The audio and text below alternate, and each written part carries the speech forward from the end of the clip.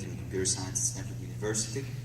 And Avanti will present not just the black box, interpretable deep learning for genomics and beyond. Avanti, take it off. Thanks, Johnny.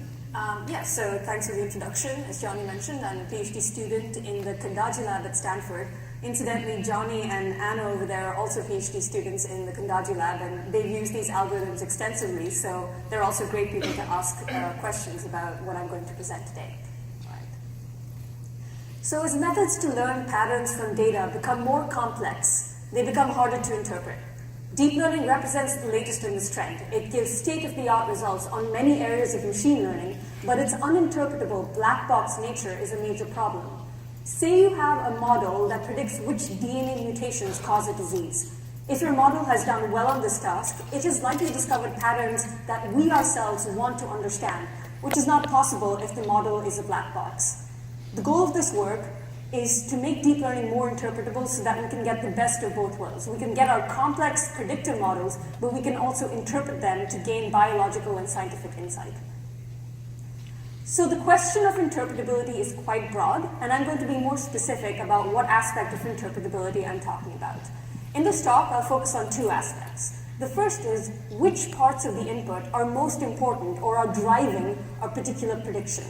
And the second part is, what are the recurring patterns in the input? So focusing on the first question, which parts of the input are most important or are driving a particular prediction? If you think about the most intuitive approach you may take to solve this problem, you might come up with what's called a perturbation-based approach. The way this approach works is that you perturb a particular part of the input and you observe the change in the output. You repeat this for every perturbation, perturbing different parts of the input, and each time you observe the change in the output. There are a few drawbacks to this approach, and one drawback that might stand out right away is computational efficiency. Every time you make a perturbation, you have to recompute the change in the output. When your input is very large, so with DNA sequence, your inputs are maybe on the order of 4,000 total input size, 2,000 positions times 4, 1,000 positions times 4, that can become very unwieldy. Another more subtle drawback here is the issue of saturation, and I'll talk a bit more about that. So what do I mean by saturation? Consider the function that's shown. Y increases linearly in I1 plus I2. When I1 plus I2 is less than 1, Y is increasing linearly, but when I1 plus I2 is greater than 1, Y saturates. If I consider the point where I1 is equal to 1 and I2 is equal to 1, and I make a perturbation, let's say I perturb I1 from 1 to 0, I actually will not observe a change in my output. Similarly, if I perturb I2 from 1 to 0, again I won't observe a change in the output. So this may give me the misleading impression that neither I1 nor I2 are relevant for that prediction. In order to figure out that I1 and I2 are relevant, I'd have to perturb both I1 and I2. And the second you have to start perturbing combinations of inputs, you further explode the computational overhead of this method. So one solution to get around this issue of computational overhead are what are called backpropagation-based approaches. The way these approaches work is you start with a particular output, and depending on the relationship between the output and the neurons in the layer below, you distribute importance to the neurons in the layer below. You repeat this, backing down through the layers until you reach your input. There are several, and the reason this is more efficient than perturbation-based approaches is that in a single backwards pass, you get importance scores for all the parts of your input. There are several approaches that fall into this category, and perhaps the most famous is simply computing the gradients of the output with respect to the input. Note that I don't mean gradients as they are computed when the algorithm is still being trained. I mean, once you have a trained model, you simply compute how the output responds to the inputs using the gradients, and this will tell you which inputs the output is most sensitive to. And so there are many other approaches, but if you look under the hood, they're all very closely related to taking the gradients, and therefore they all inherit certain limitations associated with computing the gradients, and I'll talk more about that. So to get around these limitations of gradient-based approaches, in our lab we developed DeepLift. That's deep learning for important features. It was published in ICML 2017. Our code is online, completely open license, and it's still being actively maintained. So please do feel free to check it out. So what are these limitations of gradient-based approaches that I mentioned? Let's go back to this idea of saturation. Again, if I consider the point where I1 plus I2 is greater than 1, I find that the gradient of y with respect to my inputs is 0. In fact, this is what the word saturation means by definition. It means your output has stopped responding to your inputs. So if I were to use gradients in this situation, I would once again get the misleading impression that neither I1 nor I2 were relevant for driving the output. So how does DeepLift get around this problem? DeepLift is based on the idea of taking a difference from a reference activation, where the reference activation is the activation that a neuron has when it is fed a default or reference input. And I'll talk more about what I mean by a reference input, but you should think of it as the null distribution of inputs that you are interested in measuring significant changes against. In this example, assume that the reference input for I1 and I2 is 0, which may be a good choice if your inputs are sparse and they're usually 0. So in this situation, if I look at the activity of y when it's applied the reference, I find that y is equal to 0 when I1 plus I2 is equal to 0. So 0 is the reference value of y. If I now look at the point where I1 plus I2 is equal to 2, I find that the value of y is 1, therefore its difference from its reference activation is plus 1, even though the gradient of y is 0. And this is the fundamental insight that allows me to propagate importance through the network even when the gradient is 0. I simply look at the difference from the reference activation, and that is how I know that the output has actually responded to its inputs, even if, locally speaking, the gradient is 0. So DeepLift actually addresses other failure modes besides saturation, and I don't have time to go into them. I encourage you to check out the paper, but they're all fundamentally related to the issue that gradients only tell you what the model is doing locally. By using difference from reference, DeepLift is able to get around that. I mentioned I would talk more about the reference. So this is, when you're using a method like DeepLift, the choice of the reference is easily the choice that will most affect your output. So let's talk a bit more about that. Consider this case where we apply DeepLift to a CFAR10 model, and here is an input that the model correctly classifies as a ship. If I look at the DeepLift scores with respect to a reference that is a blurred version of the input, I find that DeepLift tends to highlight the outlines of the objects. It outlines the sail and the horizon. If instead I use a reference that is a completely black image, I find that DeepLift has a more confusing pattern of what it highlights. Now that's not necessarily incorrect, because for classifying something as a ship, the fact that the sky is blue and the fact that the sea is blue, they are probably very important features. So if you are comparing to a reference that's completely black, you will probably get a lot of pixels highlighted that have to do with simply the color of the pixel. However, if you are not interested in features like color, then you might want to use a blurred version of the image as your reference in order to highlight the outlines of objects. So in other words, your reference should preserve the characteristics that you are not interested in and eliminate the characteristics that you are interested in, so that those characteristics will be highlighted when you compare to the reference. So for suggestions on how to pick a reference, for MNIST we use a reference of all zeros. That's pretty much the background of MNIST. But going forward, this is still an active area of research, but we have found that we should actually go away from the idea of using a single reference and actually think about using a distribution of references that are somewhat like the null distribution of your inputs. So in genomics, what we find gives the best results is for a given sequence, we generate a distribution of references by shuffling the sequence. We compute the DeepLift scores for draws from that reference distribution, which we generate by shuffling the sequence, and then we average the scores over all the draws from that reference distribution, and that gives us by far the most stable results compared to using any kind of fixed reference. Okay, so some empirical results. To benchmark the performance of DeepLift relative to the other algorithms, we set up a simple task, which was converting the digit 8 into a 3 or a 6. And the way you do that is you have the digit 8, this is with the MNIST model, and you have different importance scoring methods highlight which pixels are more relevant for classifying something as an 8 than for classifying it as a 3, and you simply erase those pixels. You do the same for an 8 versus a 6. And as you can see, DeepLift produces, in this example, the most visually compelling results. When you erase the pixels that DeepLift says are more important for an 8 than for a 3, you get something that looks like a 3, and similarly for a 6. This is not a cherry-picked example. If you look across several examples, you find that this trend holds, and we have those results in the paper. So now that I've talked about the method, let's talk about an example biological problem that we are interested in solving. So this is a problem that is of great interest in our lab, and it's the problem of understanding stem cell differentiation. All cells in your body come from a single fertilized egg, but the cells in your heart behave very differently from the cells in your liver. And this is because a very different set of genes is turned on in your liver as compared to your heart. And so a natural question that arises is, how is this cell type specific gene expression controlled? The answer to that is complex, but part of the answer lies in the existence of what I will just refer to as control elements, which act like switches to turn certain genes on and turn other genes off.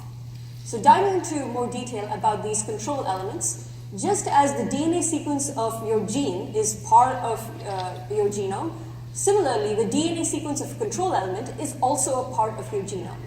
And these act like switches that turn on nearby genes. The way they work is that they contain sequences that I'll just call DNA words that proteins, which I'm going to call them controller proteins, bind to.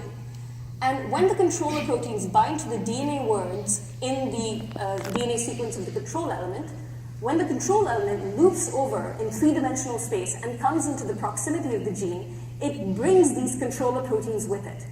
And because it's bringing all these controller proteins with it that are sticking to the control element because of the DNA words, it activates nearby genes that it loops over to. Okay. So the reason these control elements are interesting is that 89% of disease-associated mutations don't occur in the DNA sequence of genes. The DNA sequence of genes makes up maybe 2 to 3% of your genome. 89% of disease-associated mutations lie outside genes, and they lie in these regions that are acting like control elements. How might those mutations work? Well, I mentioned that control elements have these DNA words that controller proteins bind to. So if a mutation occurs and it disrupts one of these DNA words, that means it will disrupt the binding of the controller protein. And if the controller protein is not binding, then when the control element loops over, it no longer brings the essential controller protein with it, and the gene doesn't get turned on. But there's a catch, and the catch is that not all positions within this control element matter. If I make a mutation to a position that lies outside a DNA word, I simply may not see any effect. So now a big question is that if many positions in a control element are not essential for its function, and in your genome you have many random mutations that occur, you kind of want to know which ones are going to cause a disease and which ones are totally benign. So now the big question is, if 89% of disease-associated mutations are in these control elements, but we are not sure which positions in the control elements matter, well, how can we answer that question? The approach that we take, and this is where all the deep learning and machine learning comes in, is that we can perform experiments to measure the activity of control elements in the different tissues. These are experiments which will tell you something like, okay, this 1000 base pair region, this is showing activity in the liver tissue and the heart tissue and things like that. Then we can train a deep learning model to predict this tissue-specific activity of the control elements using only the DNA sequence. And what that's going to do is that it's going to force the model to learn a connection between the DNA sequence and the activity of the control element. In other words, it's going to force the model to figure out what the DNA words are in that control element that are determining its activity. And prediction's not enough. The best part comes when we interpret the model to figure out what it learned, because that will tell us exactly what the important positions in the control element are. And why do we use deep learning? It performs two reasons. One is it performs the best for this particular task, and the other is deep learning has this ability to learn its features directly from the DNA sequence. Otherwise, we would have to use our prior knowledge about what the DNA words look like in order to featureize the input. But deep learning has this ability to learn those DNA words on the fly directly from the data, and that's why we like to use it. So just an overview of the deep learning model that we use. Our input is DNA sequence. It's what we call one-hot encoded. So A is represented as 1000, C is 0100, and so forth. We have convolutional layers that are like pattern detectors, fully connected layers that kind of integrate the information across different patterns. And finally, you have your multitask output, which are the activity of a control element. +1 if it's on in a particular cell type, and 0 if it's off in that cell type. So again, we're using a deep learning model to learn a relationship between the DNA sequence and the activity of the control elements And that means that the deep learning model is going to figure out all the important positions for us. Then we just interpret it to learn what they are. Okay. So let's look at a case study, which was understanding the control elements in blood differentiation. So this is the process by which our blood cells are formed. It starts from a hematopoietic stem cell, and then you get your white blood cells, your red blood cells, and so forth. And when stuff goes wrong in this process, you get things like leukemia. So it's very important to understand this process. This is work done by my colleague Peyton Greenside. So in this case study, I'm going to show you a region that was active in the hematopoietic stem cells. Hematopoiesis means blood production. It was active in red blood cells, erythrocytes, and inactive in B cells, which are a kind of white blood cell.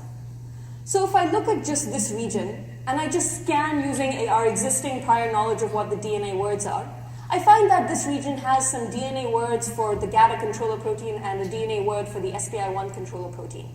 But this doesn't tell me much. It doesn't tell me which cells that those controller proteins are acting in and so forth. So if I now look at the importance scores from the model using deep lift in hematopoietic stem cells, I find that the SPI1 DNA word is specifically highlighted, which happens to be consistent with known biology saying SPI1 is relevant in hematopoietic stem cells. If I now go to B cells, where this region is inactive, I find that none of the words get highlighted. So it's not like our model is just blindly highlighting any DNA word it sees. It's able to say, okay, those DNA words are there, but that's not enough to make this region active, so I'm going to highlight none of them because this region is in fact inactive in those B cells. If I now go to erythroid cells, where this region is active, I see that both the SPI1 and the GATA DNA words light up, which happens to be consistent with both known biology, and interestingly, it's consistent with separate experiments you can do to measure the binding of the GATA and SPI1 proteins. So you can do these separate experiments that measure where these proteins bind individually, and you find that GATA and SPI1 do indeed bind at this locus. And that's great because all we had to do was one experiment to measure the activity of the control element, then we trained our deep learning model and interpreted it, and just using that, we can recapitulate the results of hundreds of other experiments which individually measure those controller proteins by just saying, okay, this region is active, these DNA words which we know belong to these controller proteins are lighting up. That probably means that controller protein is binding there, and in fact, we're correct. So we can do this for millions of control elements across several cell types. We're very excited about the potential of this. Okay, so that's the first part, which was identifying which parts of the input are most important for making a prediction. Another question we're interested in is what are the recurring patterns in the input? So I'll show you an example where we look at a particular region and we see, okay, what are the important scores on this region? But we have hundreds of thousands, millions of regions like this, and looking across all of them and trying in our heads to summarize what the recurring patterns are, that's not so easy. And the reason those patterns, those DNA words are important, the technical term is motifs, is because they have a physiological relevance. Since those are the patterns that the DNA words like to stick to, they tell us a lot about the biology, which other things the DNA, which proteins work together, and so forth. Okay, so basically, the current way to get patterns, recurring patterns out of a deep learning model, it's all based on looking at an individual neuron and figuring out which inputs that neuron responds to. If we apply this to a model from DeepBind, which was a deep learning model that was trained to predict the binding of the GATA controller protein, and we visualize those individual neurons, which is basically what people do, we find a lot of redundancy. So you can see that the GATA versions of the GATA word, they show up across many neurons, and it's hard to get a consolidated picture of what the pattern is. And this is not at all abnormal, because the fact is these DNA words are all cooperating, these neurons are in fact cooperating and together are describing what the DNA word is. Even in computer vision, if I visualize individual neurons, I'll find 10 neurons that are for eyes. But it's not like when the computer vision model sees a face, only one of those neurons is lighting up. All of those neurons are going to cooperatively describe what the eye looks like. So the problem now is how do we combine the contributions of multiple pattern detectors to find consolidated patterns? The insight that we had is if we look at the deep lift scores, which are derived through backpropagation, look at those scores on the input. Those scores are derived from the contributions of all the neurons in the network. So every neuron in the network has had a say in how important those positions are. So if we start with these importance scores, and segment regions of high importance, cluster the segments, and then aggregate within the clusters, we find that we get much more consolidated patterns than what you get when you visualize individual neurons. This method is called TF-MoDISco. TF is a biological term. MoDISco stands for motif discovery from importance scores. So there's a lot of details under the hood, and I'm just going to give you a few high-level details that you may find relevant in other applications. So how does this clustering proceed? The first step is we identify those chunks of high importance, and we compute affinities between them using a metric that's similar to cross-correlation. The reason it's similar is that you slide the different segments across each other, and you look at what alignment gives you the best similarity, and you take that as the similarity between the segments. Using this, you get an affinity matrix between all the segments, and you apply community detection. In our case, we use Louvain community detection to pull out the clusters. One key idea, which was essential for getting this to work, and which we found relevant in other applications as well, is that we had to adapt our distances to take into account local density. Because the fundamental problem is that the notion of what counts as far away varies with the cluster. If you have a very weak pattern, a very weak kind of DNA word pattern, then in particular instances of the pattern may be more dissimilar on average. By contrast, if you have a very strong pattern, then instances of the pattern will be highly similar on average. So our notion of what counts as far away needs to take this into account. Now, this is actually not a new idea, this idea of adapting the notion of distance to the local density of the data. It's actually the very first step of t-SNE. The very first step of t-SNE is to compute conditional probabilities. That's the conditional probability of picking example j, given that you've already picked example I. And that conditional probability is defined to decay exponentially with the distance between I and j. The rate of decay is controlled by that parameter beta I, which depends on I. And beta I is tuned to attain a desired perplexity. So if you've ever used t-SNE, this is what that perplexity parameter is all about. Larger values of beta will be used in denser regions of the space. So as a reminder, what does perplexity mean? If you have a distribution where you have k examples that all have exactly 1/k probability and everything else has probability 0, that distribution has a perplexity of exactly k. So you can think of perplexity as the local neighborhood which has a reasonably high probability and everything else has close to 0 probability. So the key in tuning this value of beta is that t-SNE will use larger values of beta in denser regions of the space because you will be more strict about what you consider close to you, and it will use smaller values of beta in sparser regions of the space. So what we do is we take our distances, we adapt it using this trick that is the first step of t-SNE. We don't compute the lower dimensional embedding, so it's completely deterministic, and it's very quick, in fact. So we compute the density adaptive probabilities, and then we pass it to Louvain community detection. It greatly increases the stability of our results. So this is an example of the kind of results you get. This is again from that hematopoiesis example. We can learn thousands of known and novel DNA words, defining these tissue-specific control elements. We've had cases where we discover novel co-binding factors. We find much higher quality patterns than what are produced with existing pattern discovery methods. So we're very excited about the potential. So as a summary, DeepLift can efficiently reveal the important parts of the input for a given prediction. It has advantages over other gradient-based methods. The code is online, completely open license. TF-MoDISco does motif discovery from importance scores. I gave a talk on this at the NIPS Compile conference, and I put a recording of that talk online. So if you Google TF-MoDISco, you should get the talk. And we're going to release the code in a paper very soon. If you want early access, please feel free to contact me. And we can use this to understand regulatory sequence, defining tissue-specific control elements. With that, I'd like to thank the members of my lab, and I would be happy to take questions.